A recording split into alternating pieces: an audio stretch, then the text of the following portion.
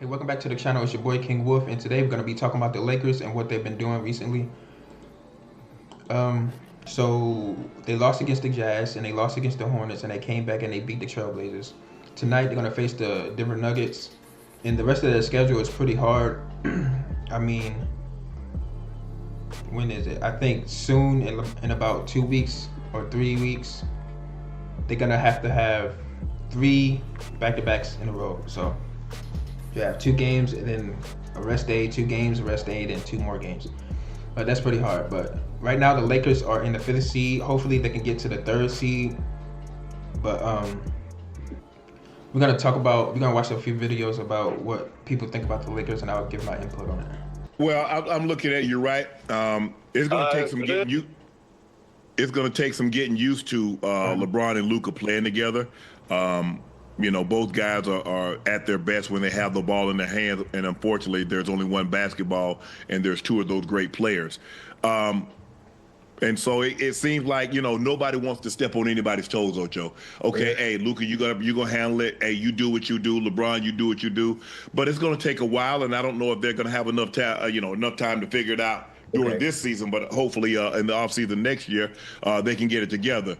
But if you watch the last 2 minutes, the last 2.5 minutes of this ball game, the Hornets, all they did was put Luka in pick and roll. Mellow ball, it doesn't matter. I mean, Luka has to get better on the defensive end. He doesn't have to be a lockdown defender, but he has to give some effort on the defensive end, and that's why he gets cooked a lot, because he just lets the offensive player run right by him, and he just stands there.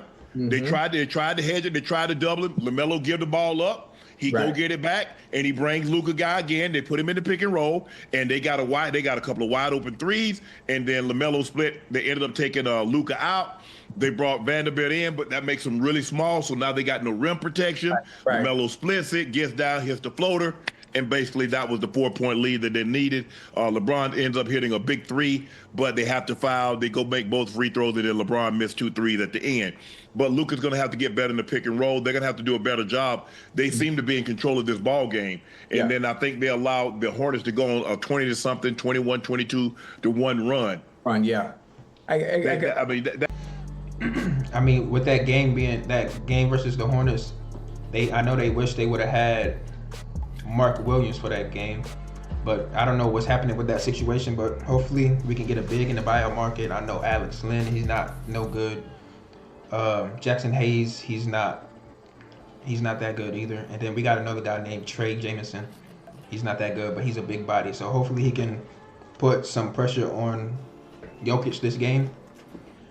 Let me ask you this. Are the Lakers the most dangerous team post All-Star break? Yeah, dangerous is more important than, they can win a title. And I guess Bev forgot about Porzingis, because there's no way with Porzingis, Brown, and Tatum, the 3 Lakers are better than those 3 as far as offensive weapons are concerned. So you must have forgot about that one. And to echo what Stevie said, Stevie looked sharp today in Winnipeg. To echo what Steve said, look at their schedule. They got 2 games in Oklahoma City. Yep. They have 3 games against Denver.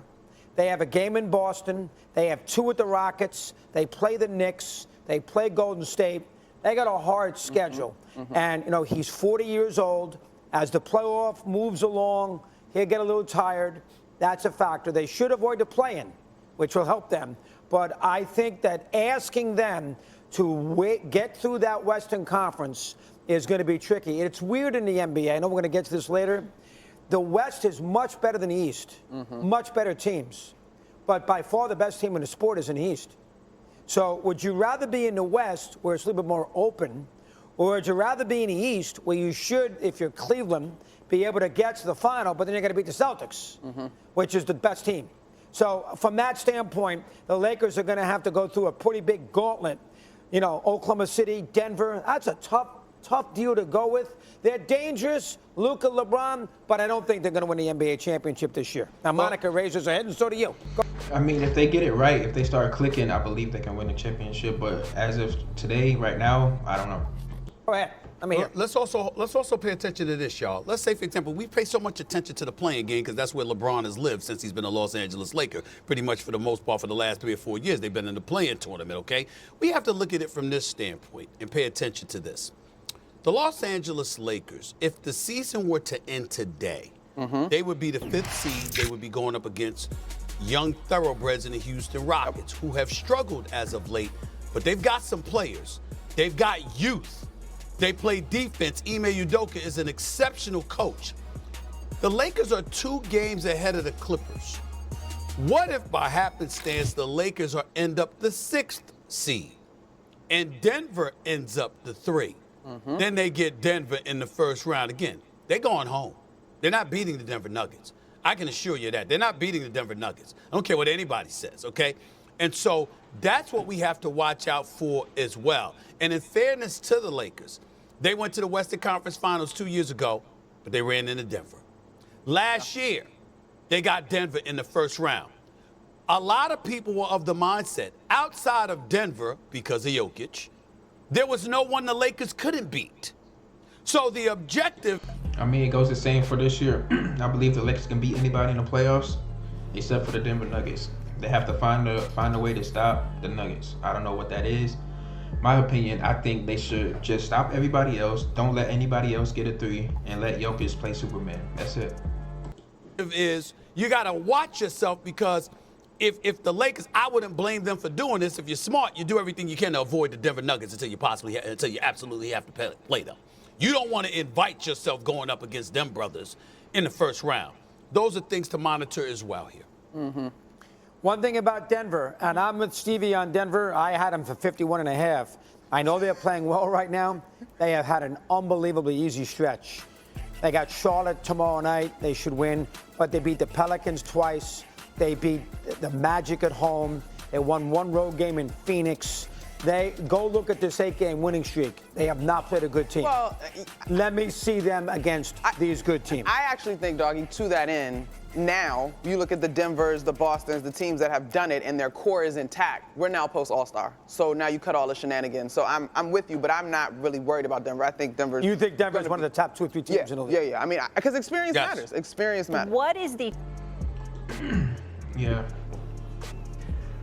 I don't know. Denver doesn't have to be the 1st seed or the number 1 seed in order to prove to everybody that they're the best team in the West. But do you guys think the Lakers can beat the Nuggets tonight and in the playoffs? Let me know in the comment section below.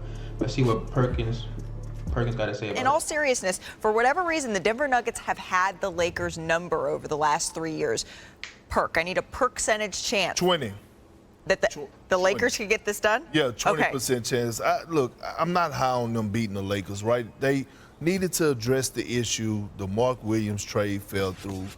What do the Nuggets have outside of Jokic? They have Aaron Gordon, the guy that you just interviewed, who plays grown man basketball inside as well with that connection.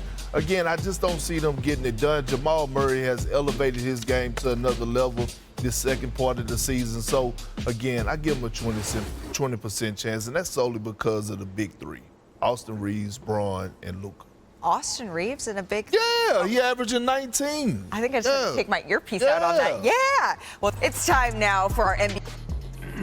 Yep. That is real quick.